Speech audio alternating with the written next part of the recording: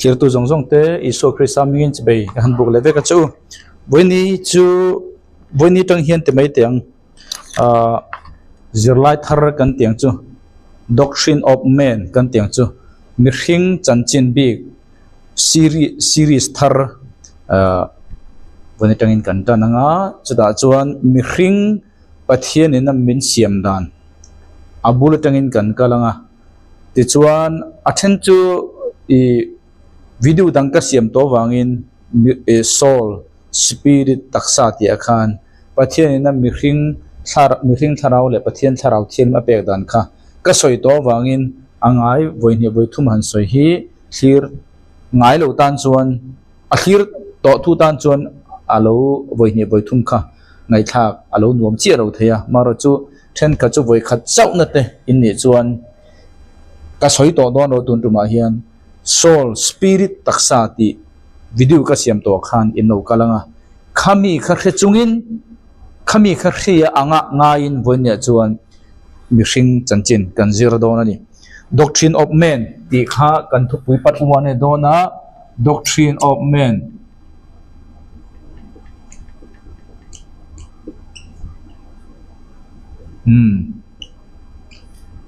mihring chanchin anenga mihring chanchin kan ti khan arem jel chuan mihring tharau in na thodan pathian tharau thiang lemena mihring chunga na thodan ti chuan tharau thiang lim thilpek chikwa de pon sala arem dan jerin kalkan tomong mar chu a sei view don ani apat khatam view don ani achan chu hei hi lekhabu in ka siam to a phek za hi chuang oma mar chu abu in kan na chualo mo sang hi so panga a kabu sai to khania keima ji achune lo mo keima aziak tu chu kan lo ma se alet link tu kan engpon ro se vonia chuan pathian in mihringa siam dan kan zir do na doctrine of men ani kan ti kha doctrine of men kan zir do na chuta chuan pathian in mihring pathian in thil siam dan kan tiang chu thil siam ti tongkam hebrai na man dan kha pani in han soilok taila siam ti keni mizo tonga chuan siam kan te maya a enga po kha ma chuan mizo bible le lin then khada chuan thungo ta asiam anti kha aum da ni chu sa pa chuan chu tlemin han soi fia don ma sata ila achan chu bithing pathian ni min siam dan kan fia the turin he lam ta kan kan nge bara antia bara ti chu sapin create khani ta a mizowa chuan siam ti khani top mai chu bible le lin then khata khan thu ngota asiam anti kha hemi create hi ni omjia chu pathian in thil asiama tongkam ngota asoi asiama khani lo omro se atia alo om khani lo ni ro se ti alo ni kha hebra chuan bara antia sab chuan create antia mizo bible le lin then khata chuan thu ngota asiam anti khani thil om lo ta oma siam kha bara anti apani na chuan asa antia asa chu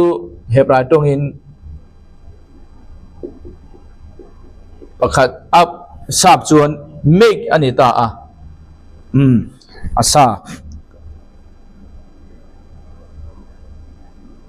asa mo sorry asa sh asa chu make anita a chumi omjia chu nge kan ti chuan table ka siam do na dokan ka siam do na enge ka man kha thing amo palai ut amo ka mang palai ut om sa thil om sa mangin dokan ka siam khum ka siam khanga kha make anti chumi omjia chu hebra tong a chon siam chini boine kan zir chu ni chu pakha chu mo bara om lowata thil oma siam kha ni apani na chu enge kan ti chon asa chu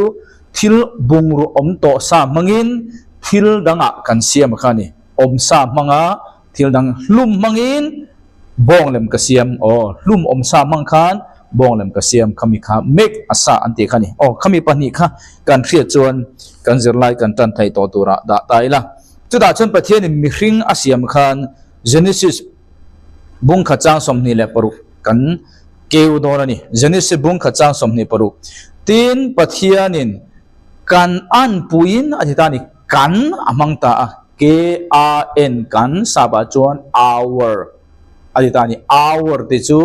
sap tong thiam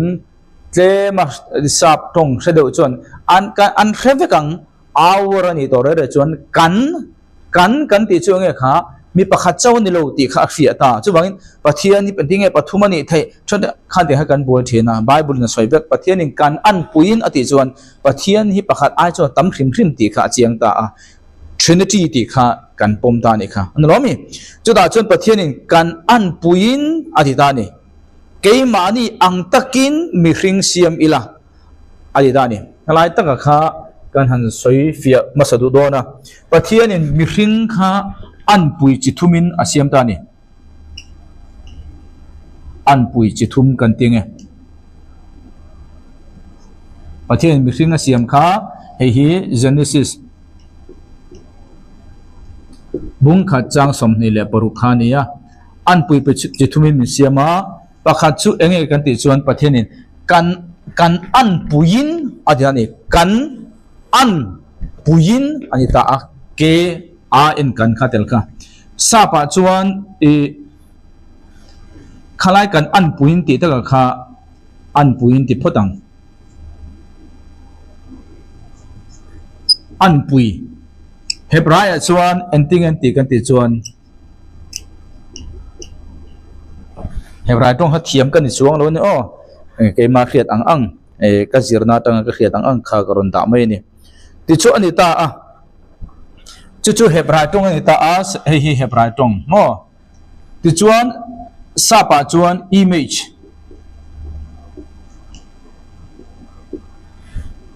ani ta pathian kan an puin bi hring kha siama Genesis bung kha chang ni som ni paruka an pui Hebrai chuan slim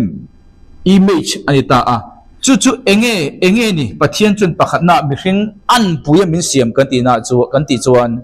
pathian character ang pathian quality ang ti kha ani ta ni chu engmo pakhat na chuan pathian mi hring asiam khan an pui chi thum mi siama pakhat na chuan pathian quality pathian character ang ha kan nei ta chiani chu ta hian quality character ani ta a chu taka chu tunge pathian an pui pathian character nei bible kan mu chu thon ni korin bungli changlia pathian an pui chu tu mo thon ni korin bungli changlia chuan isua pathian an pui ai ta chu wangin mi hring kha pathian ni asiam khan isua ama an puya asiam isua nei sa in chu wangin mi hring kha piang thar sa in kan tiang chu apani na chuan ang takin atileta ni ang takin an pui ti tol nuwa ang takin om le ta a chu mi ang takin ti chu a Hebrai chuan entinge an ti kan ti chuan di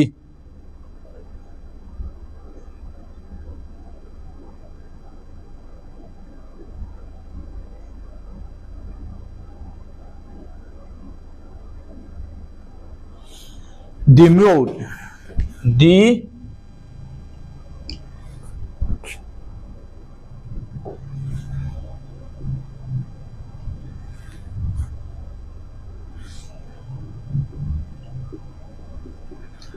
ani le ta hi ang takin ti kha demode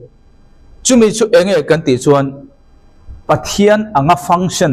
pathian anga na thok ti na ni chu chu alu eta pathian anga function pathian anga na thok pathian chu eng ange pathian chu eng ange ani pathian chu eng angin nge na tho pathian chu Hebrai bung som pakhat chang thuma chuan entinge kan mu Hebrai bung som pakhat chang thuma chuan rin na in ani khovel te hi pathian thu a siam ani ti kan riat ni chu ti chuan thil mu thei te hi thil lang thei te a siam ania ai dani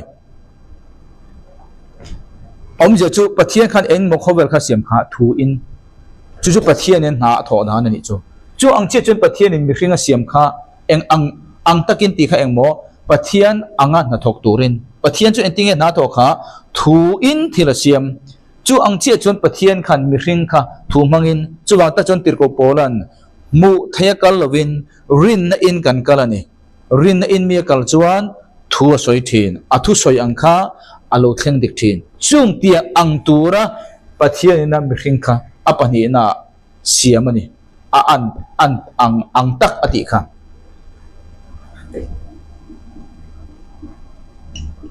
pathian anga function turin apathum na chuan enge kan ti chuan apathum na chuan enge kan ti chuan Genesis bung khachang somni le porukha kan na chiar chun zom zelani chuta chuan tin pathian in kan an puin mi hring siam ila keimani ang takin siam ila anni chu tunga kha mi hring asiam te chu tuifin ria ta sanga chunga te chungleng saba chunga te ran chunga te leichung zonga te ran dung le bokwa ka kal zong chunga te thu kan nei ang atilo re pathian khan ama pathiana asoi tu kha tello asiam ama an puya asiam ang taka asiam mi hring ate kha thu nei na ape apathian kha thu nei na ape jinga khan tello thu i nei tirang u atia ama pathian tello chu taka chu pathian chuan engtinge ti optu ni na mo optu ni na an pui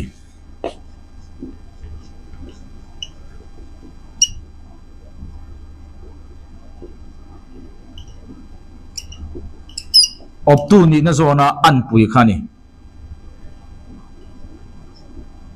sarkar kan teng chu sarkar na sarkar na optu ni na sarkar ni na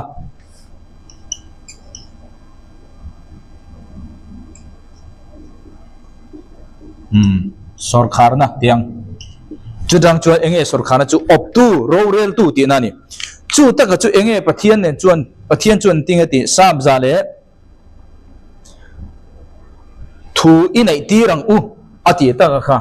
thu inai tirang u ati taka kha i hebraya chuan mamlakak masal malkuk te ti ta a atam do wangin helai khan an pui ti ta kha enge kan ti chuan mamlakak ti chakha da meng malkuk mamlakak pathum lai oma chu emo optu sarkar na mo politics lama political image chente sarkar na ti khan da meng kan thriat thiam thau kare beisai hemi pathum ang hian sam zale sompanga chang somparuk van takhi lalpa van te ania van khi pathian in sarkar na na chuda chun pathian in lalna ani hemi mamlakak anti te mo masal anti te malkut anti te hi ring tinania grika chun basileia anita a chu ring of rorel of tinani chu ni ta pathian chun vana a opta a chung ting anga ama ang boka opturin leilung hi opturin opna zona ama anpuin bihringka sarkar na peta a chu taka chu samza sompanga chang sompruga chuan van te khilalpa van te ania leilung ero chu mihring fa te ape ani leilung ero chu tunge pe kha mihring fa te pe ni chu bang tak chuan pathian khi vana sarkar na achel angin mihring te kha leilunga sarkar na chelna ane apeta a chumi zona chuan kanin angta ni chu bangin Genesis bung khachang somni perunga pathian mihring kha engting mo siam kha an pu chi thoi mi siam pakhan chu ama ang chu dunga kha Isu Krista ne chu bang ta chuan Isu Krista nei sa piang thar sa Isu Krista kha pathian an pu ni taw ta wangin apani na chuan pathian anga khosa pathian anga nathok apathum na chuan pathian anga sarkar na leilung nei khami pathum kha pathianin mi hring asiam dana an pui chi thuma asiam ani chu vele chuan Genesis bung ni chang sari karon kai ta a Genesis bung ni chang sari karon kai ta chu da chuan pathianin hei hi na china ka soi to ang chia khan soul spirit ya khan a detail in asiam dan kha ka soi to a tharau thiang lim le vai pha amang tiang chi te kha angai thatu atu tan voi ne voi thum ngai thla kha anuam lo thaya ngai thadu chak chuan khami soul spirit taksa ti akhan ka soin karing video ka siam to nge mai ka kha ka chu ka soi hun kop maya engpo se bun ya chung kha ka soi ko tum to lo khami kha khe to a nga in Genesis bung ni chang sere chun pathianin le vai vutin aita a le vai vutin mi hring asiama le vai vutin asiam ti kha hemi asa kha ni mo vai vuta asiam kha vai vut mangin ti chuan anara chuan nun na tho atholu ta atho tholu kha bara engma manglo kha ni ti chuan mi hring chu so nung alo ni ta ti kha ni ta a chuwang tak chuan ta hian kan ziak le kan draw le ra mange kan fia theina turin ti chuan e kham mi hring asiam ta a pathianin asiam mi hring kha ni ti hian mi hringa da ang ti chuan ta hian ake ania mi hring chu ta hian engmo ni kha ta hian mi hring tharau human spirit ani ti chuan ado tu che hi human soul ani heng hi pakhat te in kan kaldon mo chuan hei hi mi hring hi hei hi mi hring taksa khani chuwang ta chuan Genesis bung ni chang saria pathianin leive butin mi hring asiama ataksa khani asa ti chuan anara chuan nunna tho tholu ta khami athok luwa kha bara anyang chumo bara asan chu engma manglo chuta chuan mi hring tharau le pathian tharau kha tholu ta Isu Krista an pui kha chuwang ta chuan pathian an pui piang thar ai evi le adam te kha chu pathian an pui siaman ni ma se edena suala an tuk to nu khan piang thar lo re pathian an pui kan ni to lo achan chu pathian an pui om chun chu Isu Krista chau thon ni korin bungli changli en la kolsa khan en bok la mu thei pathian an pui chu Krista ani chuwang ta chuan chu Isu Krista kan nei to lo wang ta khan nei le turin Isu Krista ka Calvary cross ya aron thia miron chandama kan ri na ngai na khani ta a chu vele pathian an pui kan ni le chau mi hring zong pathian an pui kan ni lo e an pui mo he an pui kan ti ta ka hi image ka kan ni lo piang thar te chau kan ni e vi le dama chu an sul ma zong kha an pui an ni ole kha kha lo ni ta a chu bang ta chuan chu vele chuan mi hring kha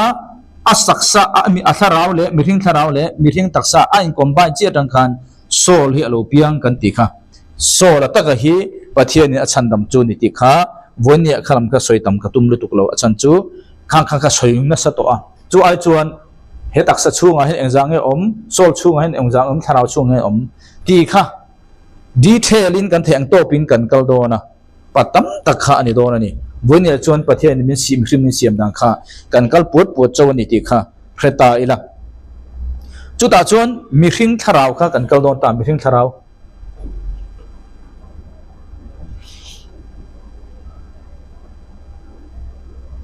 chu da tak chuan mi hring chu pathian chu tharau ania zohana khana soita a pathian chu tharau ania achibei buk tu ten tharau le ti tak zitin chibei an buk tu rani adita ni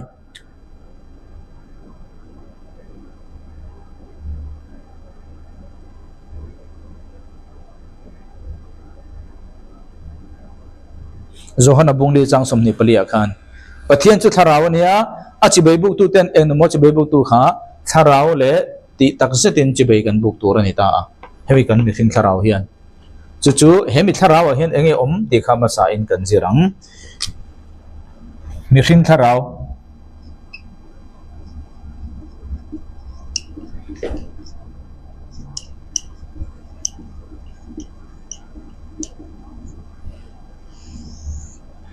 Holy Spirit khani lo mo he mi hring tharau khani mi hring zong in kan nei piang thar po piang thar lo po in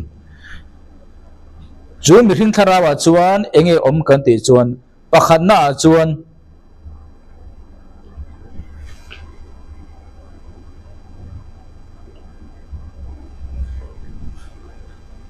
mi hring tharawa khan pakhat na chuan enge om kan ti chuan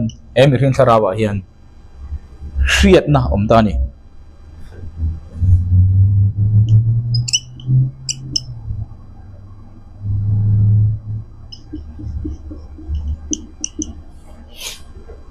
khamia pathian hretur kan ni mo mi hring tharawa ole chu khoya bible ange kan hu kan ti chuan zopa bung somthum pani changriat zopa bung somthum pani changriat kan thunge o menu hathiam ber o thuthian kan bible kam hu fia thaya zopa bung somthum le pani changriat ani mi hringa tharau om engkim ti theya tho chu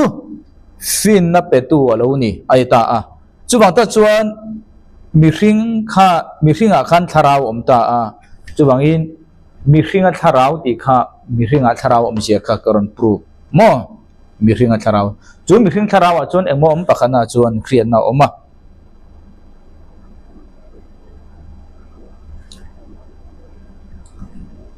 thon khat korin bung ni chang som pakhat thon khat korin bung ni chang som pakhat eng ang mi hring in nge achunga tharau tel lovin amaril ru chu hrathayang mizo bible kan chiar then khata chuan mi hring in achunga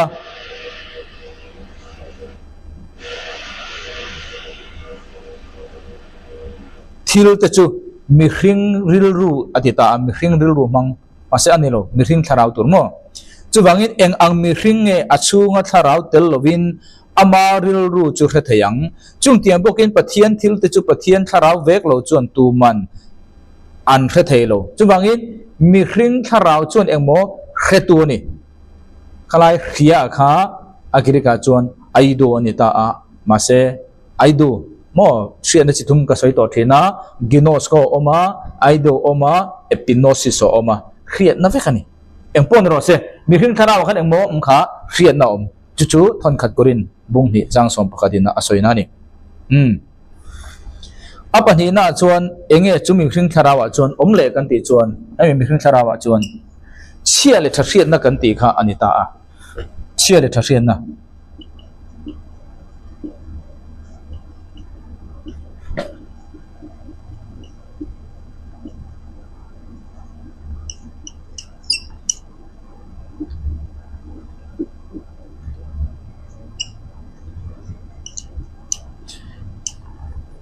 chia le thariat na hi atoi zongin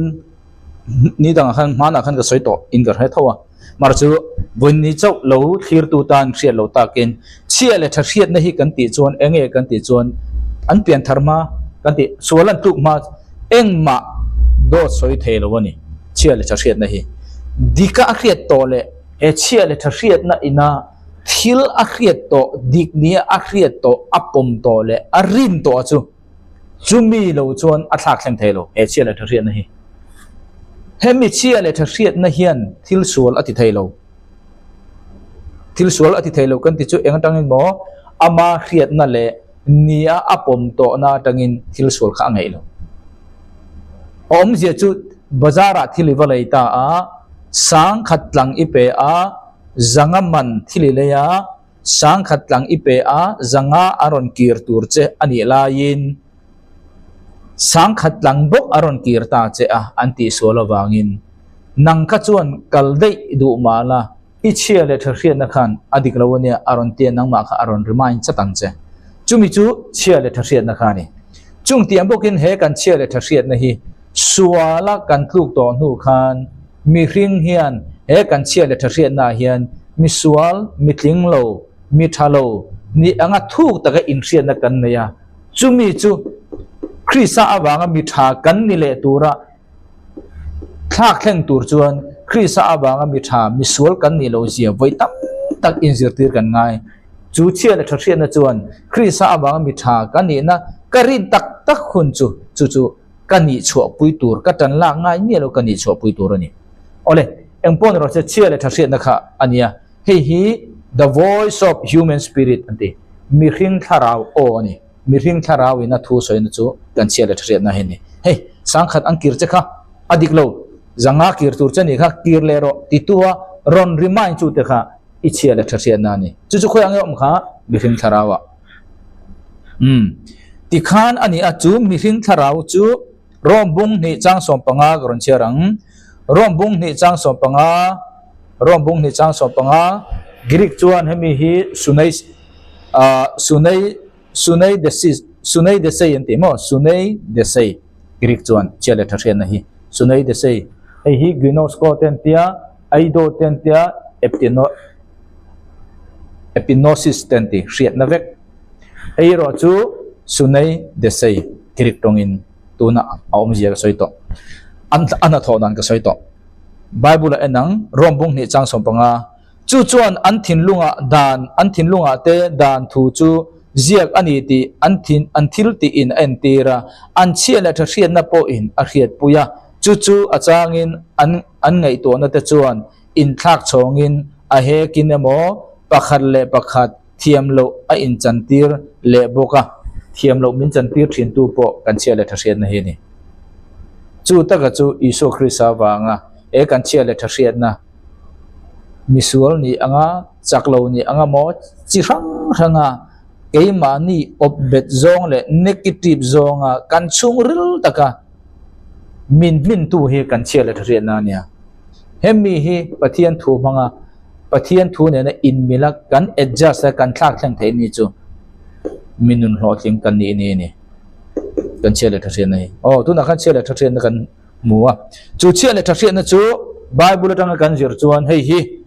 athiang lim thei ni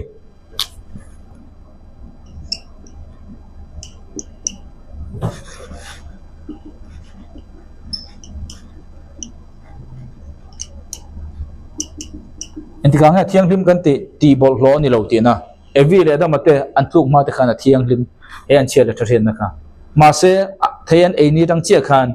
e chiala tha hriat na hi ti bol hlo lo ni ta a voini thangin chubangin pakhana chuan emo chiala tha hriat na kha thiang lim thei thon kha Timothea bung thum chang kwa chiala tha hriat na thiangin rin na thuruk chu pom mi ani jok turani chiale tha hriat na thiang chubangin chiale tha hriat na hi athiang thei chu tiam bokin athiang lo thei no pang kan ti te hi an chiale tha hriat na thiang lim em ani ma se aloreya thil dik lo le khobel bol ho wangin an chiale tha hriat na kha zo in ti bol ho lo nia alore chuan dik an ti te kha thil dik lo te kha dik angin an chiale tha hriat na pom zo ta achan chem wang mo an chiala tha hriat a thiang kha ti bol ho lo ni chuan an chiala tha hriat na khan alo bol ho ta a dik anga amu te kha an chiala tha hriat nei thil dik lo te kha lo ni ta a thil dik te kha dik lo angin a muwa dik lo kha dik angin chiala tha hriat na khan a pom zo vek achan chu atira thiang em kha ti bol ho ni wang ani ole apani na chuan thalo thei kan tia thalo thei ti chu defal kha ni ber mai sa ba chun mo engpon isla apani na chun embo thalo kan tia a thalo thei a defal thei a bal thei kan tiang chu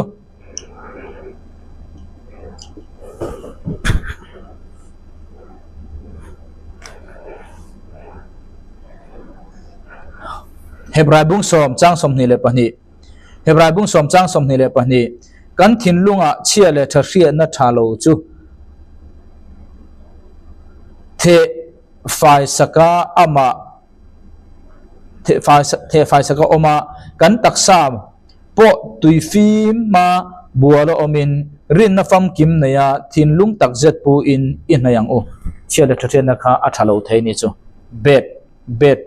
bet konsai kan tiang chumo thalo apathum na chuan bol ho thei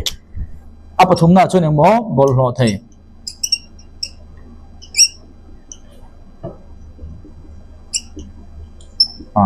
mi hring tharau o ber kha Bible chuan ti ang hian din mun chili la in om theina soita tita bung kha chang som panga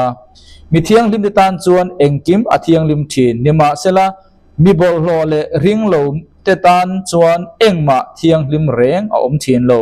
an ril ru le an chia le tha hriat na reng po abol hlo to a an ril ru le an chia le tha hriat na reng po abol hlo to chubangi hei hi bol hlo thei chia le tha hriat na kha athalo thei athiang lim thei apa li na chuan atop na ber chia le tha hriat na enge kan ti chuan angot thei sapa chun shear angot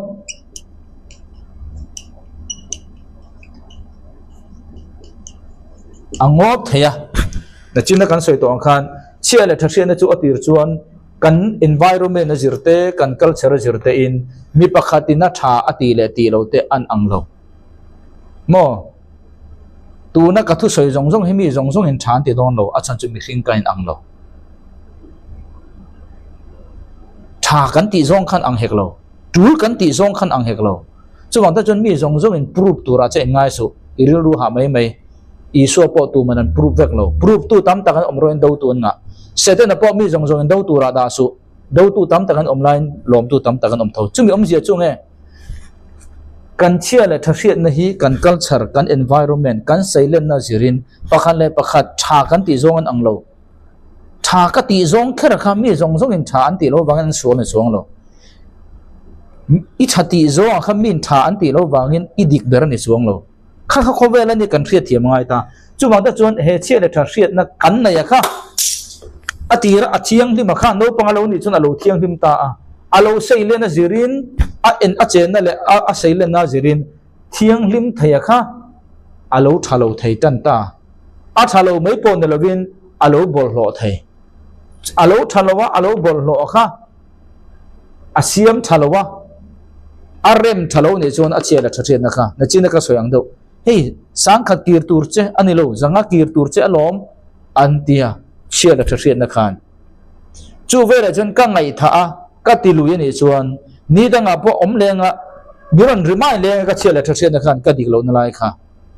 chu ve la chen ka ngai tha zel chon an ki na chon ka chia la tha na ka mi hring tharau o min remind tu ka chia la tha na dika ati ka che chu pui lo kha minon remind tu ber kha ka ngai tha zel chon atopa chuan kha min remind tu kan chia la tha na kha angota kan tiang chu remind tu om mu mal lovin sual kha ka tianga in thar hun na kanai wak lawang atir chuan ka chia la tha na tha a angai ka nun chu pui lo ka chia la tha na nga tinge chu ti ti tur si iti lo oron tia in thar hung ta ka oma kha ka in adjust vata ka in siam that wat chuan ka chia la tha na kha ani angin ka vong reng thei ma se ka ngai tha zel ro chuan ka chia la tha na kha angot kan tiang chu achang zo to sual ti pon eng mai thar hun na nei to lo khami din mun pali kha bible chuan om theya kan chia la tha na hi angai ta ni chu wang tak chuan hei hi thil zong zonga veng him turom bin ti na ber po thinlung ni ta ni kila thinlung po kan zir tur anga ya ole apathum na chuan enge tharawa chuan om kan ti chuan communion kan tiang chu communion kan ti don nge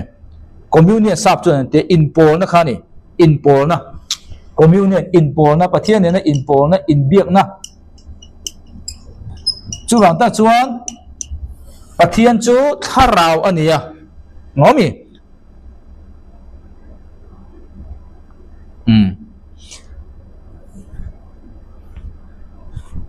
koinonia girika chuan koinonia in pol na pathian chu tharau ania mi hring in tharawin ka koinonia don ta ni chu ta ka chu mi hring tharau om ta chu wangin mi hring zong hian engwange sa khua kan zon theu kan mi hring tharau zinga pathum zinga pakhat khan biak tur chi bei buk tur kha zong tat pathian tak abiak fu chuan malsom abiak fu lo phei chuan mi wan doi tak kha kan ni ringot ta chu ni chu wangin philippi bung ni chang khat atanga chang ni chu ti chuan krista a tan pui na reng te mangai thamuan na reng te tharau pol na reng te tharau pol na reng te leinat na le khongai na reng te a om chuan ril rum mun khata omin mangai na mun khat nein in thurwala ril rum mun khata omin kalom na ti fam kim ro takhan tharawa pol na ani ta tharau pol na reng te chu bangin tharau kha pol chu bangin mi hring tharawa khan bible tang kan hu chu create na ne ya chia le thrian na ne ya pol na ne hei mi khing tharawun ti chuan soul kan kai vele don ta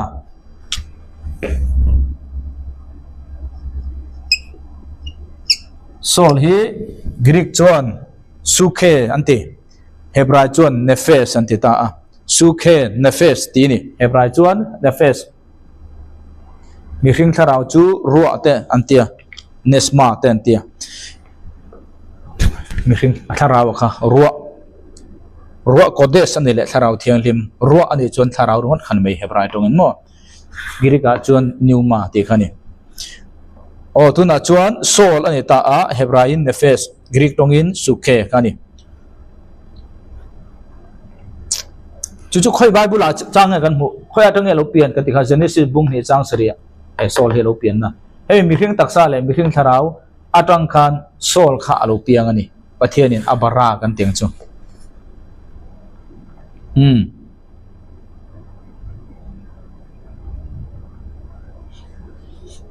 chu mi khing soul a chuan ange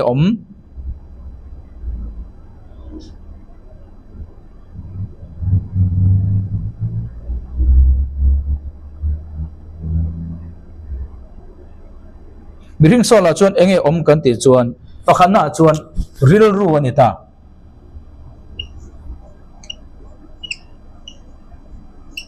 hei hi Hebrew chuan non santia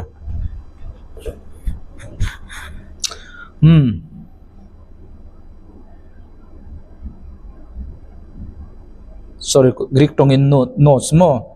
Greek tongin notes anti ril ru kha sorry Hebrew in the Greek tongin mo chu ani chu ril ru chen enge ti kha suang to tu ngai to tu ani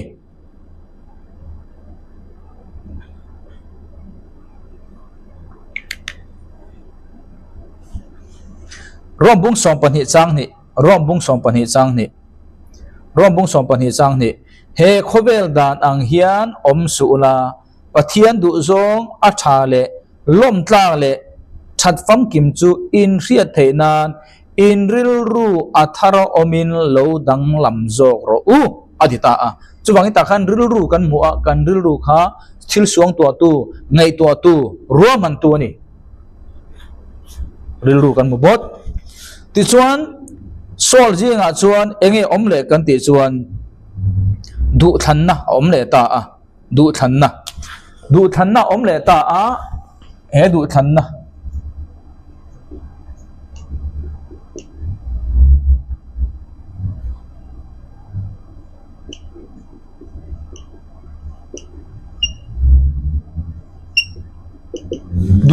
omle ta a kan sol jinga maduk ro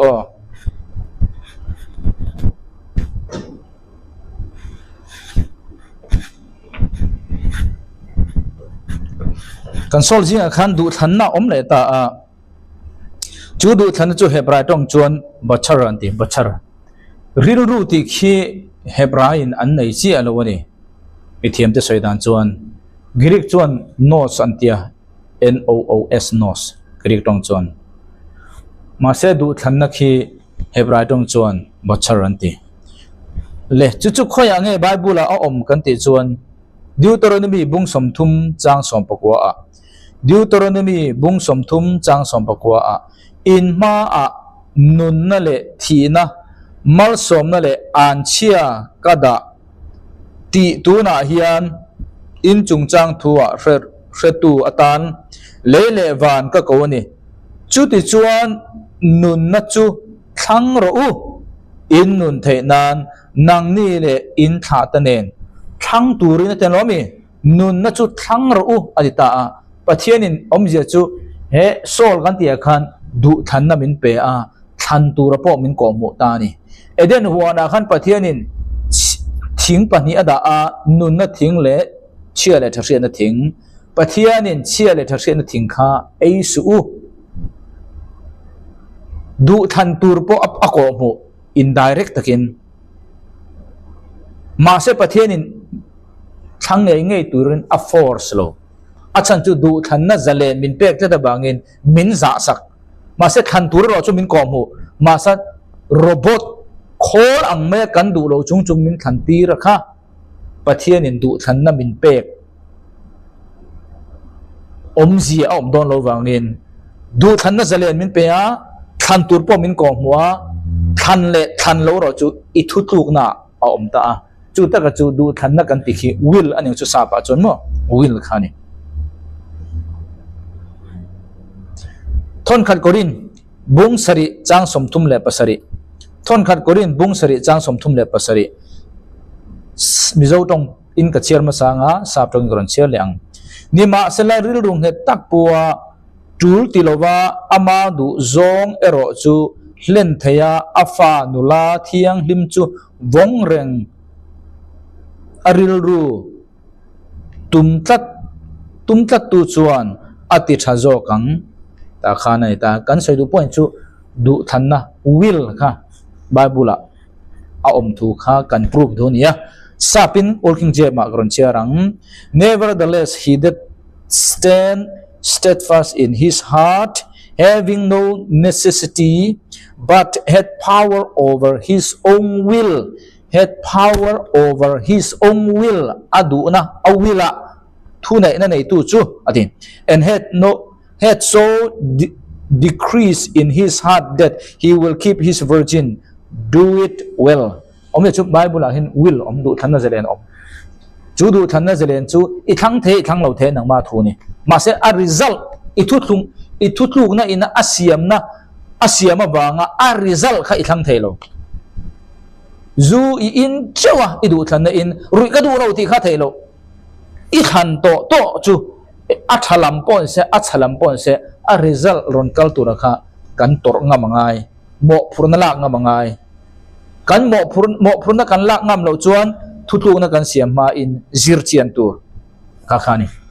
rilru om du thanna zalen om sola khan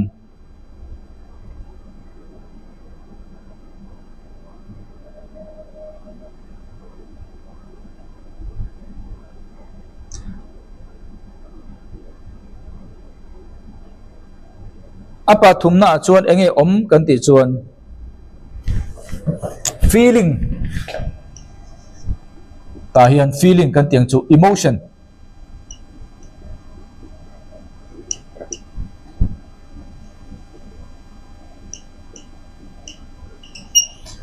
feeling emotion lalpa ti ro kan ti te hlim ro kan ti te hlau su kan ti te bible tam tak kan hu lo mi hlau kan ti chu nge kha emotion ani mangai ro kan ti chu nge kha emotion feeling ani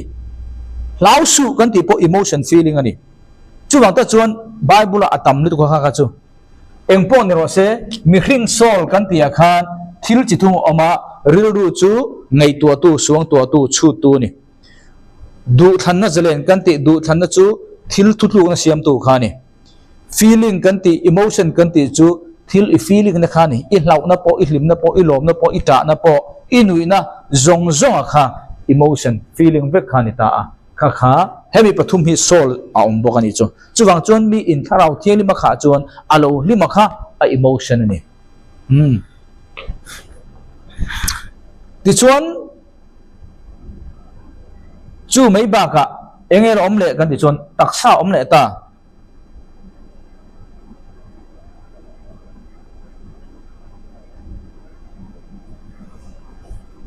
taksa om le ta a apathum na chu hi pakhat na hi pani na hi pathum na taksa alo ni le ta a he kan taksa hi Greek chuan soma antia Hebra chuan sar santi taksa kha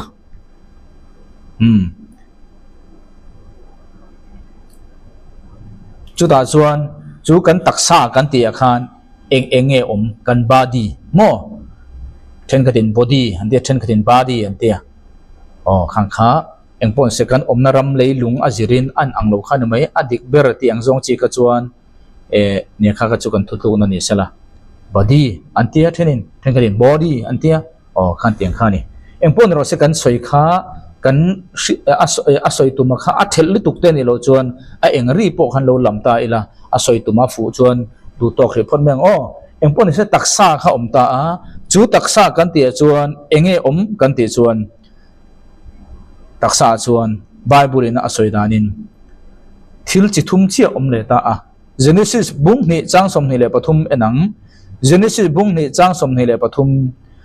tin Adam chuan hei zet chu karu angru neya kati sa ang ti sa nei nge chu ani mi palakalak chu ani awangin mei chia ti tur ani ang ai ta enge kha khami Bible chang ari ngot po kha entai la pakhat na chuan enge kha ti sa chu wangin kan ti sa kan ti sa hliam thei mo ti sa hliam thei kha kan the thewang ti chuan apani na chuan enge le kan ti chuan thisen le ta taksa hian Leviticus bung som pasari chang som pakhat Leviticus bung som pasari chang som pakhat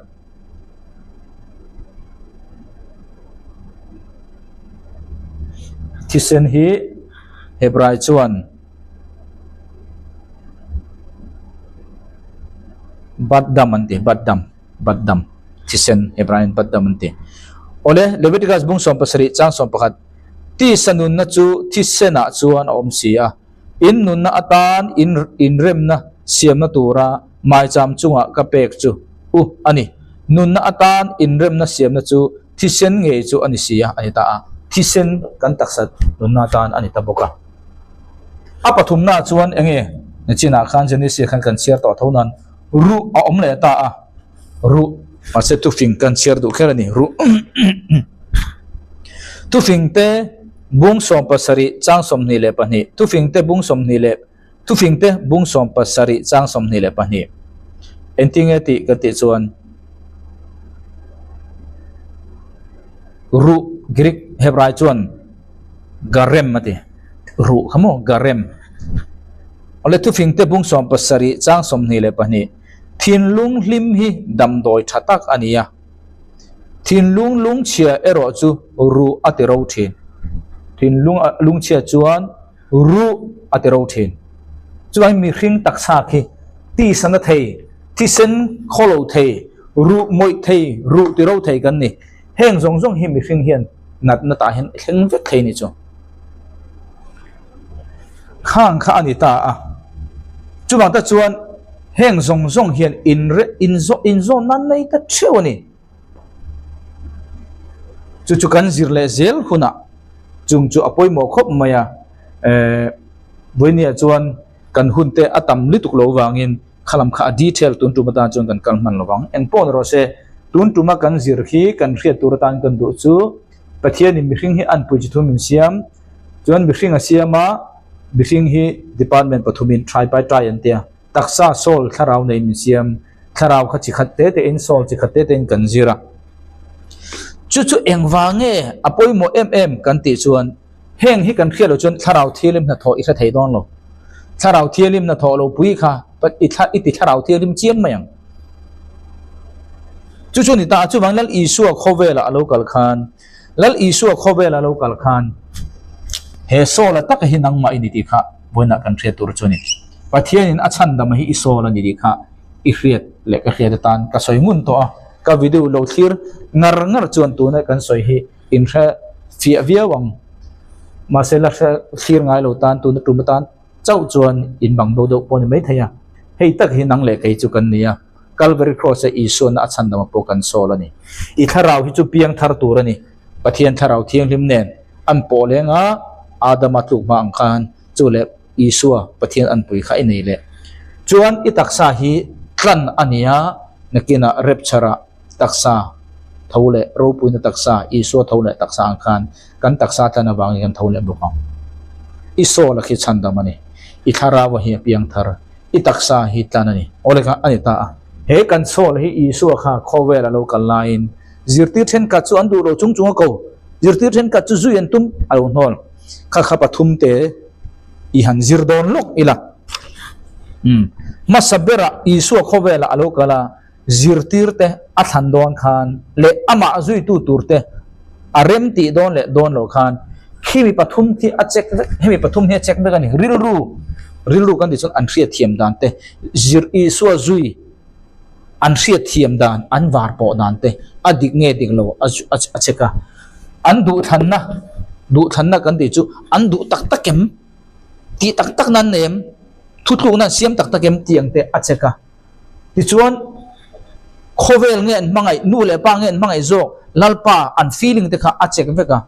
khala khan tlak chan na zo nei chuan zui du eng ang ma se ison har chu chu mi pathum kan zir lok don ani mathai bung ria chang som pakwa tangin karon chiarang mathai bung ria chang som pakwa tangin tin le khajiak tu pakhat hi alo kala ane na ison he na zirtir tu ikal na apianga nangma ka zuyang che atia ha van ro pui ve aro in penia tia lo lom mai tur khani ke ni hu chu ase isu khan kimi pathum ki chek avai khian amin thlapem ti kha chekani chu tian ne jon nekina isu phan le tu turan ni kha isu na mananiang chang som ni na tin isu an ane na si halten kwa an ne ya chungleng sawa ten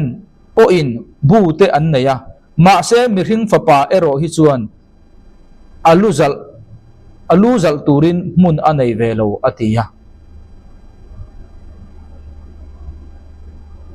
tin azir tir te zinga midangin ane na lalpa ha le khajiak tu khan lal isu alo kala kha le khajiak tu khan isu zui adua ma se lal isu khan hemi pathum kha achek ta ni min zui du e mai ti khana pom ringot lo adu thanna adik isu zui du na nei ison ta khana pas isu abmangai na le isu nung zui chak na anei te thutluk na asiam chak na anei isu abmangai na te kha ta khana pas engzo na nge apas lo kan ti chon lal ison ke hi min zui chuan ke ma ang hian luha na tur inei don lo nia zirtir nia isu nung zui tu nia an re thei tel tur kha an re thei tur kha achu tel lo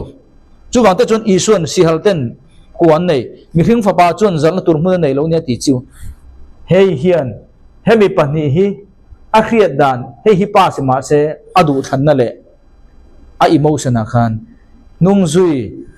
isua nung zui chuan khoma tur don ani ti kha alo chu tel mi alo chu chu isuan khoma tur azui chuan ti an thriat tir khan he le khajiak tu khan isua azui ison zui tla ka ta na ngai lo ta chuan he le khajiak tu khan hemi zona hian a fail ani adang a hi chuna pass ti chuan chang som ni na mathai bung riat tho chang som ni na ni khat na tin azir tir te zinga midangin ane na lalpa kapa phuma kal turin mi phal jet ta che atia nima sela isuan ane na mizuiro mithi in anmani mithi chu phum mei ro se atia zirtir tudang zirtir pakhat alo kal vele thunga kha zirtir ve thung ero chuan isuan nung azui chuan rethe atur don ti po akhia mo hei hi akhia ta hena pas khechungin ti chuan isua zui du na po nei thutluk na po asiam thak om je chu du than na zo na po apas ma se kanu le ka pa te min phum ma satir zet ro isua ain amangai zo ka kha anu le pa te ti kha heta ta hian afel ve de thungani chu ero chu isuan keima mi zui ro atia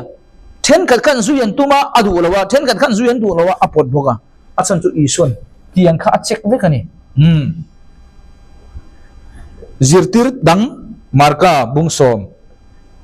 chang som pakwa marka bungsom chang som pakwa chang som pakwa ve tunga marka bungsom chang som pakwa tangi gron chiarang mi ho sa pakhat juda mi ho sa pakhat tlangwal mi ho sa pakhat local khani zirtir tu chatuana nunna kane na enge ka tiang ati kha aron nia chang som pakwa isuan nangin thupek te chu irialom uire na tisol su thatsu rusu khiat pui tu dik lo lam hoi su bum su inu le ipa choi moro ti te hi atia ti te hi atia chang som ni na tin ani chuan achanga anhena zirtir tu chung zong zong chu ka tei rol atangin ka serto atia chang som ni pakha na chuti lai chuan I suan ama enreng chungin ama chu amangai ta a tin anhena nangin pakhat ila tlachame ikong chu kalla nangin engpo inei apiang khalla tin mir theite hena pero tin wa nangin wana ro inayang tin local la cross la chawla mizuyang che atia tin chu thu soya chuan ani chu alo nguita a tin ti lungai ni in akal bota a ani chuan nei tam tak anei awangin kha tlangbal ve thung ro chumi ho sa ve thung ro ka chuan I suan nung zuya rethei atur tur kha akhet jaksa omya chu aril ruwa khan apasi isua ka nung zui isua nung ka zui chuan kar thei don chu jong jong po chu thasani ti chuan chu mai po ni lovin isua po kha amangai mo isua po na mangaya he pa po hen amai ta po hen apa sile po kani emotional khan ma se inai zong zong khalla mizui ro atia khan an nei kha tam li tu kha thu thuk na siam ngam lo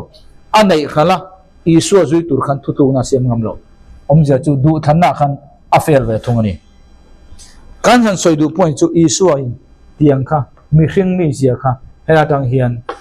azir tir te alak don te anol don te khan a en chi ave kani ole khang kha alo ni ta chu wangin voinia kan zir chu khang zong kha ni ta chu wangin mi hring chu eta thaler biak bu kan nakina thaler makara chon thaler biak bu nen mi hring kha kan lakal don ani thaler biak bu po mun thuma siam kha nia mun thiang lim ber oma mun thiang lim oma akot lai oma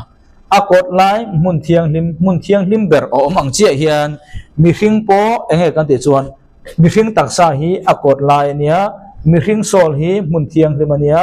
mi hring tharawa hi pun thiang lim ber ania chu mun thiang lim bera chuan thaler biak bu ka khan tha pathian ro puina lo tum thinang che in pathian tharau thiang lim po in mi hring tharawa khan aron pola pathian in sta chuan a chen chil thin akha makara